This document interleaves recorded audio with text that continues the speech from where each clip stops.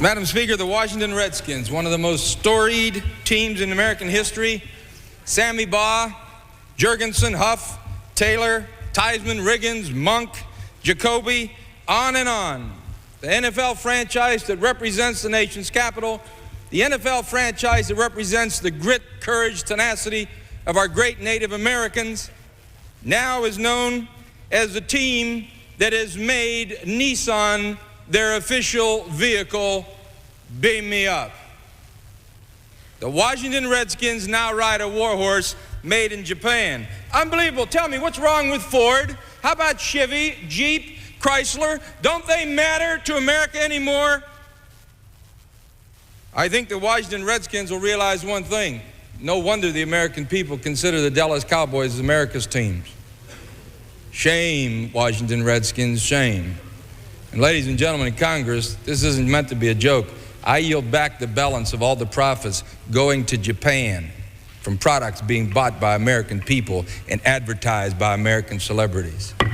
The Washington football team has been angering its fans for the last few decades, piling up losing season after losing season, with front office scandals and embarrassments thrown into the mix. The team has also gotten under Congress's skin over the years for policy reasons. You heard Congressman Jim Traficant, a Democrat from Ohio, on the House floor, September 24th, 1996, the last year the team played at RFK Stadium near Capitol Hill. Representative Traficant was angry about the team's car sponsorship. You also heard him call the team by its since-discarded name.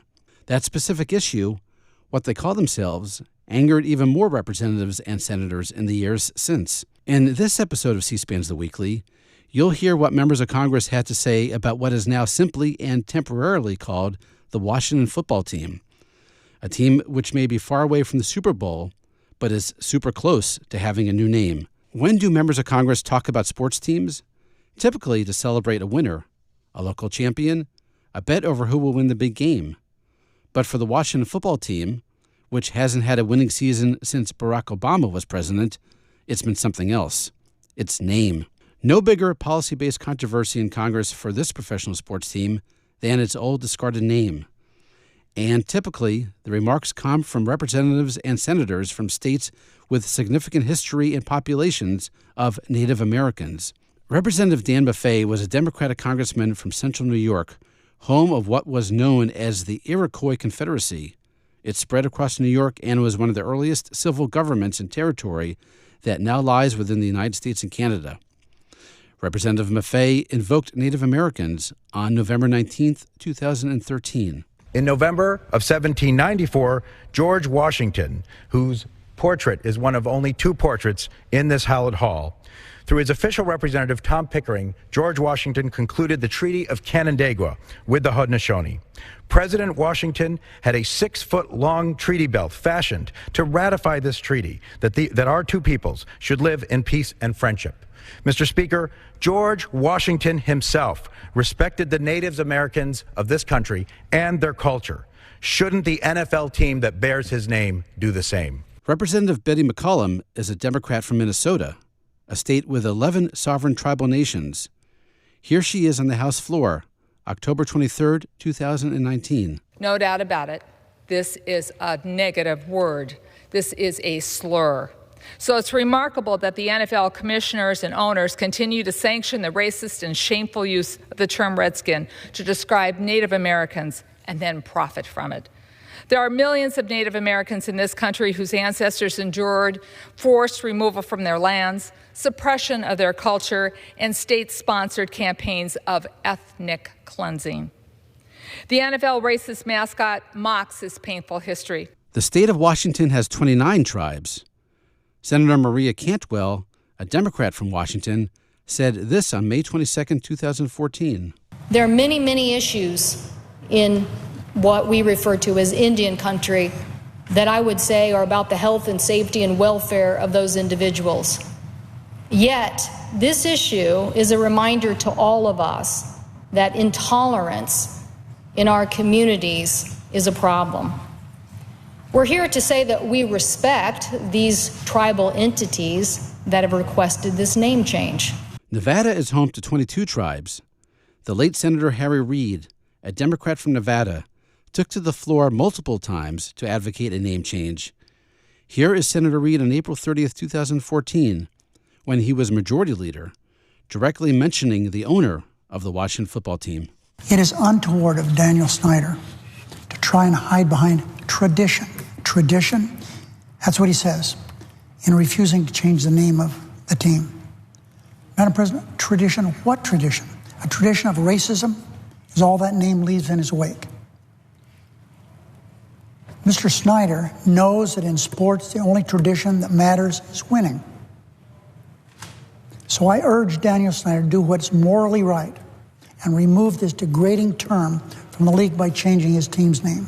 On May 28, 2014, Eni Faleomavaega, the Democratic delegate from American Samoa, got more personal about team owner Dan Snyder, not just mentioning his name, but also his Jewish heritage, with this reference to the Holocaust. Why is the National Football League so hesitant?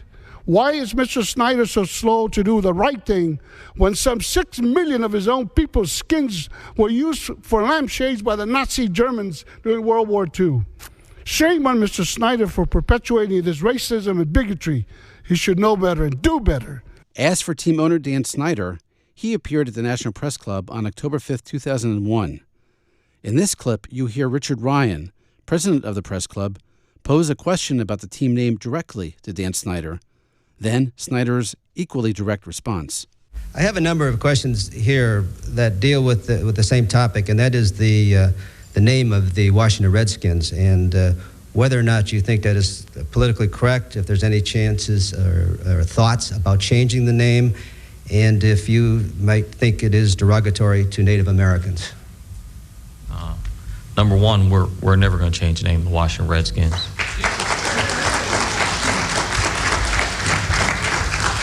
And I think from a bottom line perspective, what it means is tradition, what it means is competitiveness, what it means is honor. It is not meant derogatory, and I think that to take it that way is just to be able to get a podium and speak. From the standpoint of what it means to every fan, and that doesn't make a difference what the fan's religion, race, what have you. It means the same thing. It means tradition. It means greatness. It means fighting for the Redskins, fighting for Washington, D.C. Which leads to this history postscript. On July 13th, 2020, nearly 20 years after Dan Snyder was at the National Press Club, where he said, "We are never going to change the name," Washington announced that the former name of the team will be retired. The Washington football team now says it will reveal the new name on February 2nd, 2022. And finally, a bonus clip from a time well before controversy over the team's name. September 11th, not 2001, but 1991, a year the Washington football team won 14 games and ended up winning the Super Bowl, the last time they won the Super Bowl. It was day 2 of the confirmation hearing for President George H.W. Bush's nominee for the Supreme Court, Clarence Thomas, and this exchange with then Senate Judiciary Committee Chairman Joe Biden. Today I've refrained from those debates, primarily because, as I've said before, engaging in such policy debate, particularly in public, I think undermines the impartiality of a federal judge.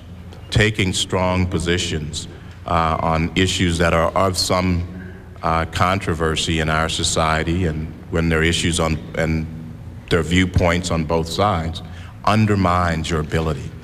My Dallas Cowboys, for example, played the Redskins on the Monday night, and I am totally convinced that every referee in those games is a Redskins fan, but none would admit to it.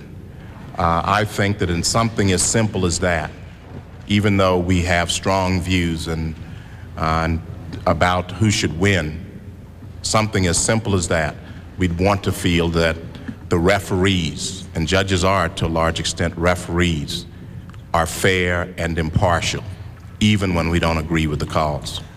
Well, the Dallas Cowboys or the Redskins? I'm a lifetime, I've been a Dallas Cowboys fan for 25 years. Thank you. Thank you very much. We've got a solid answer. That didn't come off of my time, did it? No, I'm just curious. Well, I'm certain that will probably have someone else who expresses concern about me. I think that will create more concern than anything thus far. To have you in this nest of Redskin fans, to be a Dallas Cowboy fan, certainly discloses a degree of independence which will serve you very well on the court. At the end of that clip, you heard Alan Simpson, Republican senator from Wyoming, say that being a Cowboys fan would create more concern than anything thus far for Clarence Thomas. We now know there was a controversy looming for Clarence Thomas that was far bigger than his football team allegiance. We'll tackle that story in another podcast. That's it for this episode of C-SPAN's The Weekly. A reminder that you could do your own searches in the C-SPAN video library. You can look for more mentions of the Washington football team or mentions of other Washington professional sports teams, like the Nationals and Capitals, teams which have won championships over the last couple of decades. Just go to cspan.org and use the search bar on top. It's free, which makes it much cheaper than the price of parking at FedEx Field. Thanks for listening, and happy searching.